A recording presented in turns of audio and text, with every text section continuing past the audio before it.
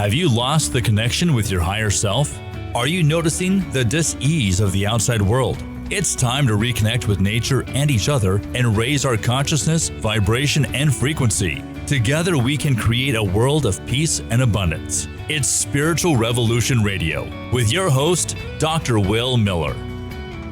Hello, everybody, and welcome to Spiritual Revolution Radio. I'm Dr. Will Miller with the Life by Design Institute. Today, I have a special guest, Josh Larsen. Josh has been a musician, a singer for over 20 years. He's practiced as a licensed clinical mental health and substance abuse counselor for over 17 years. He's combined his life experience as a musician and his clinical experience as a counselor to help people in their journey of self-love, self-awareness, and our universal connection. Josh, welcome to the show. Thank you, Will. It's a joy. I'm so happy to have you here today. We've been friends for a while, and I think we've become better friends even just in the close distance past, if you will. Yeah. So what I want to do, we have a lot to go over today and a lot to discuss, but I really want Josh. It's okay. My mom has 6 J sons, and she didn't even remember what it is, so it's okay. I have the same problem with my kids. I just want Josh to tell us his story a little bit. You know, how did you get into music? How did you get into counseling? And kind of give us a little bit of your story. Just tell us a little bit. No, thank you. Yeah, as you said, well, my mom, actually, I can attribute most of my musical experience and journey to my mom and my dad. My mom, I say primarily because she taught music in our home. She was a vocal coach, and we always had just everyone in the neighborhood, kids to adults, come in all through the hours of the day to be taught how to sing and to do it well. And she was also our middle school choir director, so it was in school too for several years too. So it was always bred in us. And my dad, he and his 3 brothers, they still sing in a barbershop quartet together. So at family reunions, everyone just sings together, and it became really the most consistent thing that connected our family together growing up. And so it really became this outlet. It became something that was just I loved to do, and it's interesting because the journey of performing more and performing at all, and the journey of entering the world of being a clinician, a therapist, really had the same genesis in high school. Just the struggle, like most high school kids go through, of bucking the system and going against mom and dad's wherewithals and hopes and dreams to forge a personality, created some real struggles and trials for me. And in the midst of a lot of mistakes and some struggles and just a lot of heartaches that brought on by my own choices, I picked up the guitar. And it was something that was kicking around my house, and a couple of my brothers had tried to learn to play, and I say try. They'd hear that and say I'm such a jerk, but they they played too. And so I actually saw my older brother Jeffrey in the corner one day, though, all by himself, just having this cathartic experience, this beautiful personal spiritual thing going on in the corner of our home. And I knew then that I wanted to figure out how to play that guitar. And so where did he land? I mean, you're the youngest of 6, so 6 sons, right? Yep. Yeah, they were all sons. So, like, where did you land? Where did he land that you were watching? He was number 4 of 6, and it's interesting. There's a stark sort of. There's the older 3 and then the younger 3, and some of our experience. Our family started out on a farm in Wyoming, actually, and so the older 3 really were raised on the farm in a way that the younger 3 of us really weren't, and we had this really interesting, divergence of the way we were raised and how just what the home life looked like. And so music became even more so of an outlet because we didn't have the farm. We didn't have some of those things to sort of compete for our time and our energy. And I had already idolized him for years anyway, in a lot of ways, and still do. We're really close. And he really planted a seed there that day, and I started just tinkering, teaching myself how to play, shortly thereafter started writing some songs, and then all of a sudden it was just like my third arm. And I would bring it wherever I'd go. And so it became my own sort of therapy to drive me through this catharsis of all those struggles. Yeah. And then, yeah, just over the years, just learning to use that, and giving myself permission to just share it more. And it, through it all, it continues to be my therapy. So I was going to say, I mean, even now you probably find it as your escape to a certain degree, right? Yeah. That's where you go. Yeah, absolutely. And yeah, sometimes it is very much a needful escape, and other times it's a very needful, how do I sit in what I'm feeling and do something with it as opposed to avoid it or mask it or rename it, but to really get really clear about what I'm experiencing, feeling, struggling, or love. What am I loving too? So, I mean, you have this musical background. I mean, your mom was a teacher and would bring people in the home, but she was also an opera singer, and your dad still sings in a quartet and sang all his life. So we understand how the music side came to be, but tell us how you got into like counseling and spending your life helping people find their way, if you will. Yeah. Well, and that's a prestigious, even putting it that way sometimes is like this prestigious thing where like, it's like, I don't know that I don't know that I really pretend to be someone, hey, look at me, I'll teach you the way. But I think really the genesis of that has been the struggle during that period of time and thereafter, in those, formative adolescent high school years, to love myself. And to see mistakes or setbacks or what have you with a sense of compassion, that really was the genesis of it. To say, look, if I can do this, if I can overcome this, then really anybody can. And always had, just when I was a kid, I always had so many deep connections, and there was always some couch conversation with a group of friends about deep stuff, and trying to better understand how we can support each other. And it just became this natural evolution. Someone told me once, just find what you're good at and then find a way to get paid doing it. And but the payout is, as a therapist, is not the drive. It's that connection and that reaffirmation of what works and what feels right, and how, like I said, how to retool and recreate a sense of self-love. Well, I think you're kind of you're talking about all of us in life, really. Yeah. I mean, that's what we all should be doing, right? And finding that pathway in our own lives, and it's different for all of us. I mean, we're not all musicians, we're not all therapists, but we all do the things that we do for people, right? Yeah. I own restaurants. I do life coaching. I do. Yeah. The work that I do to help people feel better, right? So we all have our little niche in life, if you will, that we're trying to come about through. So 17 years, you've been at counseling folks.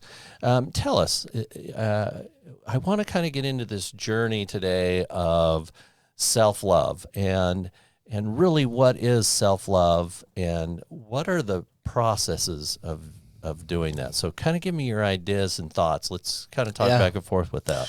Yeah, I think, self-love, I think the genesis of it is being taught what love is, first and foremost. I think we learn some of the limits of that from a formative age. By the time we're 6 or 7, we know, okay, this is how the world works. This is how people love. This is how, whether or not I can have attachment. But we don't really have that in our minds as some intentional process until we start to fall and struggle. And it's at like I said, at a more cognitive state of mind in our adolescence, where we start to realize, oh man, that hurts, and that hurts others, and this doesn't work, or this does work, or this is right, wrong, good, or bad. And I think as we assess, two of the things that really I think we struggle with the most, but that are actually the really important seeds of self-love that's to help us start to see it is we do compare. We do compare, and oftentimes that comparison leads to self-doubt. And so that through that self-doubt, that's how we learn. It's through the muck of that process that we learn, that doesn't work to view myself as something that is less than lovable. And through expectation, that's the other piece. How do I match up to expectations, other people's expectations, or my own?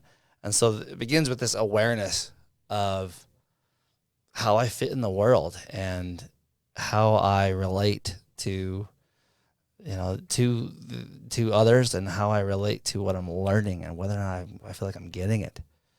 And so awareness of patterns, choices, awareness of the degree to which we can connect with other people, and our sense of value that we bring to those relationships.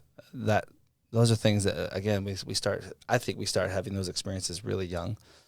But that as we have some trial and error, some of us really struggle to see ourselves developing a narrative other than, I suck at life. I'm not good at this. I can't. Well, and I think, in my coaching practice, we talk a lot about the fact that we've been conditioned, right, to think and feel and act a certain way. Mm-hmm. 99% of the time, we're waking up every morning thinking the same thoughts, feeling the same things that we felt the day before, right? And we create these patterns or these little programs in our life, right? And the awareness I think you're talking about as we come to self-love, and correct me if I'm wrong. Yeah. I'd like to hear your side, but it is that we're stuck in these little patterns, and awareness is understanding. Oh my goodness, this is just something I've created. This is this conditioning, or this whatever you want to call it. Mm-hmm. Some people call it brainwashing, whatever it happens to be that we've grown up with, and becoming aware of that is mm-hmm. kind of the first step on your journey to self-love, if you will. Absolutely. Right? Yeah. And it's aware of what? Well, the way, as you say, the way I relate to what I understand. And from that awareness, then it's, well, what I know, do I do it? I struggle in my work to hear people get so hard on themselves with this idea of right, wrong, good, and bad. And of course, I'm not going to, talk anyone else out of a belief system that works for them. But that's the point: is, does it work for you? Right. And that's that accountability, that awareness of what does or does not work, leading to a sense of accountability. In other words, integrity to, am I in integrity with what I do believe about the world, with what I do believe about myself? I love myself, therefore I do or I do not do. I have value, so here's where I place my priority, or here's where I place my effort, versus that spinning wheel of, I'm never going to be good enough. But that narrative is so hard to get out of for a lot of people because of the lack of awareness and accountability too. Well, yeah, you become aware. That's great, and that really is the first step. It works the same way in our journey of self-love, or our journey of overcoming a terrible loss or emotion, to addiction, really, mm-hmm. right? Because, and we're going to get into this more in just a minute as we have time. Boy, this show is going so fast. We get into this pattern of addiction, which includes those emotions and those feelings, right? Yeah. Because, we're releasing in our brain a chemical that creates the feeling that we become addicted to. And I read a study not too long ago where people 50 years later had a traumatic thing happen in their life. And what happened in their story now is so different than what really happened than when it was recorded, because they have to create that chemical over and over again, and it becomes such an addiction. They have to create such a bigger story to create the same chemical release, if you will, which is addiction, mm-hmm. is it not? Yeah, I think, and it's interesting because I think so many of us in this process of self-love or the struggle with it. Ironically, the addiction that I see the most in our world is that we get addicted to avoidance. Yeah. Because it's super comfortable and we can hide and we can just diffuse. And we get addicted. This is, for some controversial, but we get addicted to our pain. We get addicted to our narrative that I can't, or that I suck, or I'm less than. We get addicted to that. We get really defensive of it, actually. So much so that some of us, we can't accept other people's love because we're so busy defending, no, I'm not worthy of it. I can't let myself go there. And I felt that powerfully in my life. So that addiction to, and certainly this is a discussion I have with a lot of people too, is like, okay, I'm not addicted. It's less about what I'm addicted to, and it's more I'm addicted to this. I'm dependent on avoidance. I'm dependent on my story that says, this is why I can't, so this is why I don't in my world. That holds us back from that sense of I am lovable, and I can connect, and I have value. Well, and again, a lot of that just comes back to your, we have experiences in our life that we circumstances and how we react to those, and that is part of life, right? Mm-hmm. And on this journey of self-love, coming back full circle to this, you talked about the process of becoming aware, and then taking accountability for the part you play, and the accountability for the fact that you can change the way you think, and you can change the way you feel by the way you think. Mm-hmm. And what's kind of is like, I want to say it, but I know you want to talk about it too. So the next step, let's talk about that next step in that process for just a second. I think, and hopefully we're on the same wavelength, but I think for me, the next step really is seeing yourself accurately. The acceptance of, here's where I've struggled. Here's where I've not met the mark, and wrapping a ton of compassion around that. Without that accurate assessment of here's my struggles and weaknesses, but also here's where I myself feel value within myself, for myself, about myself, about my connections, and giving oneself an affirmation of that good. I'm good enough because I'm human. I'm good enough because I'm a part of, instead of apart from, connection. And I want you to go into detail in just a second about that. I'm going to come back to that for just a second, because what you're talking about in my mind as a coach is now we have awareness. Now we've taken accountability, and now I recognize that I need to change, and I'm going to take action, if you will, mm-hmm. right? And to me, action, what I teach in Life by Design Institute is we are going to put together a daily practice for you. We've got to change the way you think and feel in order to change you act, right? Otherwise, it's not going to happen, which I'm sure you deal with in your practice every day. Right? Yeah, and I think that so for some of us, there's this real stuck point between do I need to change? Mm-hmm. Because if I know I need to, that doesn't necessarily mean I want to.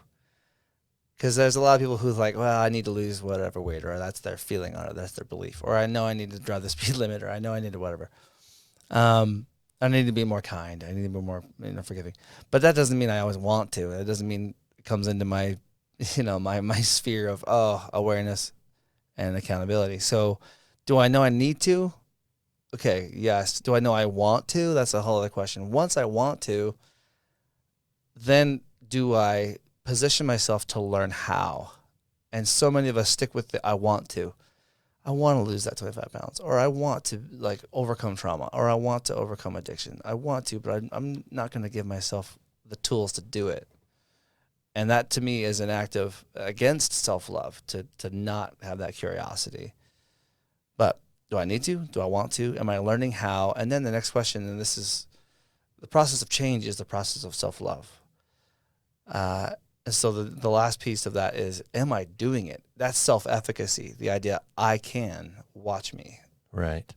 Right. And I think that's important for people to understand, because so many people that I know, in fact, I was talking to a family member today a little bit about this, they keep talking about, well, I have this trigger, but I have this trigger and I really want to change, but I have this trigger, right? Well, okay, but let's teach you how, right? If are you asking how? Yeah. Right. Are you curious? Or are you just making an excuse? Right. Exactly. So let's talk about the how of doing that. And then you can self-assess whether you are doing it or not. And really it's not my responsibility. It's not yours as a therapist or a counselor to do that. It is their responsibility to make those changes for themselves. I mean, that's what self-love is all about, is understanding. And you and I practice this every day. I mean, we know it. Yeah. We do this, right? Yeah. But we're not perfect at it. No. Like, we still have to practice every day, right? And we make mistakes and we fall backwards. And I mean, that's human. Yeah. Right. And that's that resilience, that compassion, that commitment to the journey. I view it like we're gonna keep struggling with the same stuff in some way, shape, or form, or some pattern, or some relationship, or some way, until we have a better master. But that, again, practice makes progress, and we just keep cycling up in terms of like, okay, here's how I struggled with that last time. Here's what worked about it. Here's what didn't. Let's retool. Let's use what works and keep progressing forward, instead of feeling like, well, here's my list of excuses as to why I won't. Right. And I think, okay, I'm going to pose this. I'm going to throw it out there, and you can slap me down if you want. It's okay. But we're getting close to time on here. I keep looking at the shut up timer up there. But we got a few more minutes, so I'm going to use them. Let's just throw this out for a minute. Truly, I think people become addicted to those emotions, to those feelings, to having to be that way. And if you look at this as a whole, because the self-love process and the process of emotional challenges and changes and of change period. If you look at all of that, it comes down to an addiction almost. And you've dealt a lot with all sorts of addictions, kind of tell me your thoughts. Is that not kind of true? Yeah.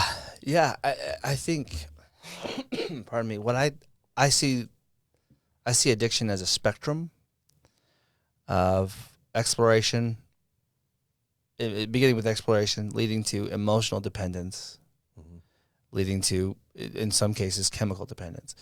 And that emotional dependence is actually, I think, where most documented, quote unquote, documented and undocumented addicts really lie, is in this place of, if I can learn to control my emotions based on any process that seems more simple than actually working through it, forgiving myself, loving myself, then I'm going to take this counterfeit, and that, whether that be food, sex, drugs, what have you, avoidance, etc. And yeah, it is that sense of control of that emotion, of that experience that says, oh, I'm okay. I'm going to live in this comfort, and I'm not beyond that. I'm not accountable. I just need to live in comfort, and those comforts, they kill us. Right. Well, I mean, because a little dramatic, but it's absolutely accurate. No, I love what you're saying, especially in what I do with Life by Design and coaching people.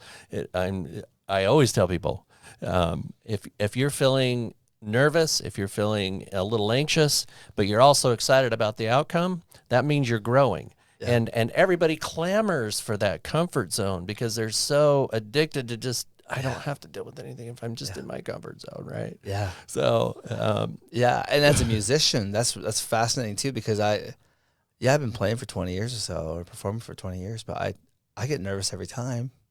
Yeah. Like, I'm going to play tonight at Wingnuts, and I get nervous. I get all set up, and I get nervous. And I love what you said there, because emotion, what is it? It's energy. It's it.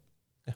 So the act of self-love is, rather than choosing in that moment, for example, as a musician, stepping up to that situation every time. Okay, I can focus on I can focus on the anxiety of this and I can let that take over, and I will fail, and that will feed into the narrative that I suck. Or I can see this energy, use intention to say, no, I'm going to use it to perform. I'm going to lean into it and take the risk and do the unpredictable thing and enjoy this and live in a sense of like flow, because I'm choosing into the wave as opposed to fighting it. you just you just brought up this came to my head, and please forgive me. Oh. We have plexiglass between us, so you can't really hit me. But so really, if you think about that, you're playing into one addiction or another, or you're growing, or you're stuck, right? So I'm going to ask you, what is the cure?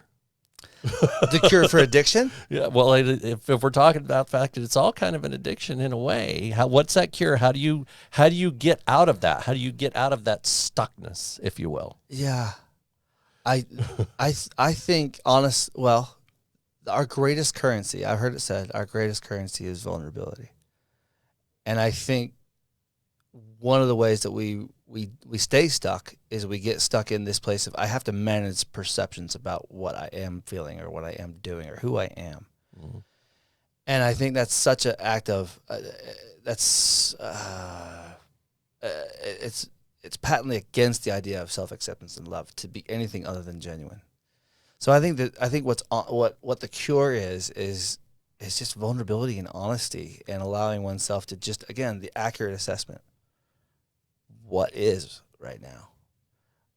If I'm uneasy, how can I wrap some compassion around that and also own it? I worked with in a lot of the work that I do, there's these really salient moments where it's happening right in front of you, where you're like, this person, and we've all felt this before, but seeing it in this sort of in the moment battle. And seeing someone choose to accept that, man, this is really, really, really hard, but I'm not going to turn away to a comfort, and I'm not going to avoid this, but I'm going to sit in it, and I'm going to wrap just a presence around it, some compassion around it. I'm going to accept that is. I'm not going to judge it. I'm not going to make it something it's not. And then the act of self-love comes in. You are persisting through that. You've worked through every hard moment you've ever had. Yeah. So in that moment when you're embattled with this narrative or this feeling, I think acceptance of what is in that, not acquiescing, not giving up, not throwing your hands up, but saying, this is sadness. It's okay to acknowledge that vulnerability and reach out and say, help, or what is the, and that I think is it. Yeah, I think sometimes just seeing it as taking yourself out of it and looking at it for what it is. Mm-hmm. And I always tell people, ask it what color it is, what shape it is, like how, and it makes you look at it in a different way, if you will, right? And a little bit of my history, but I sang in bands for like 20 years too, and every time I got on stage, I was nervous, and every time, it's overcoming that challenge every single time. And then, but the rush that happens at the end is so worth it. And that's what life is all about, is that rush in the end. Yeah.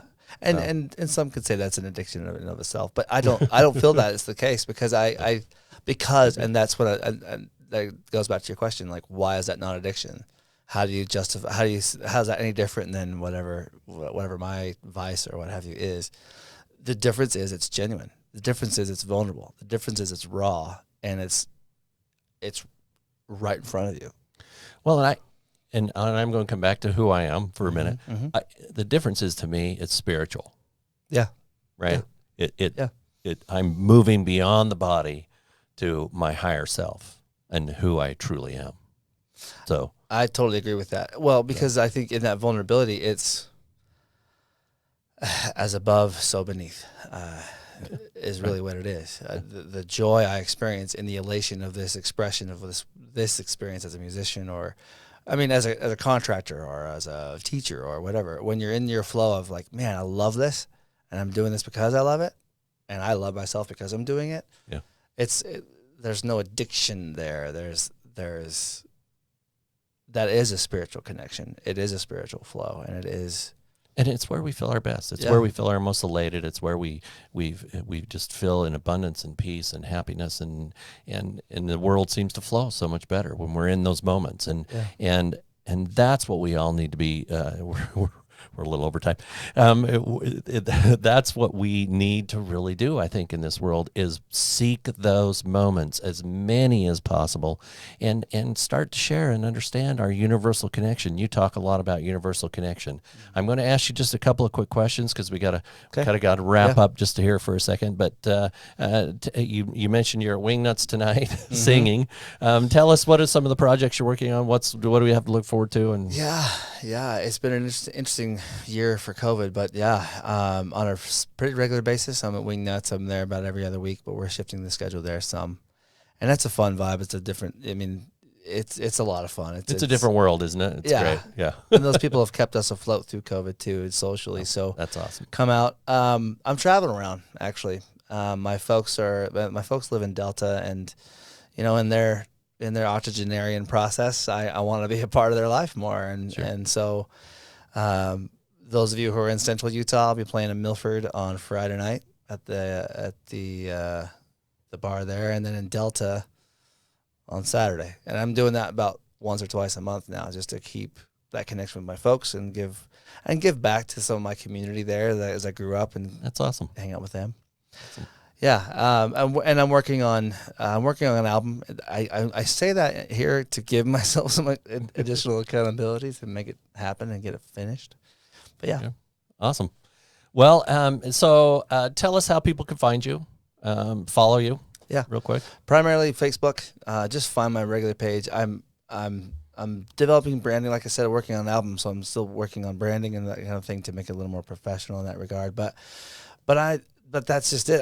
I'm just me. So Facebook, your page is what? Facebook, it's just Josh Larsen. My name, Josh Larsen. Okay. Instagram, I do have a YouTube page. Again, just search my name, Josh Larsen.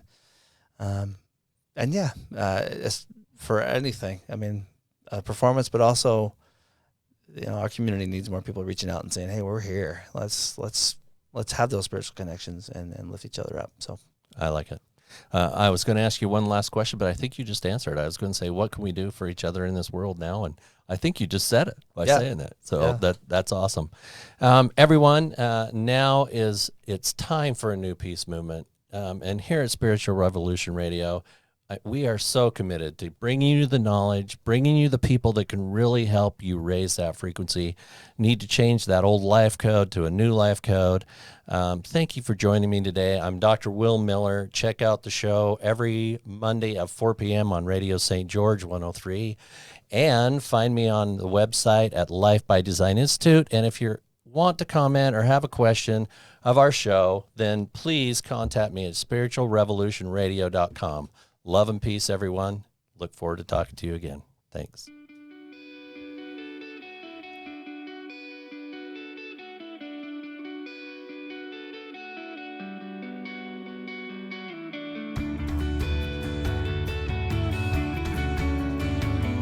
This has been Spiritual Revolution Radio with Dr. Will Miller. For more information or to be a guest, please visit lifebydesign.institute. Join us next week for another edition of Spiritual Revolution Radio with your host, Dr. Will Miller.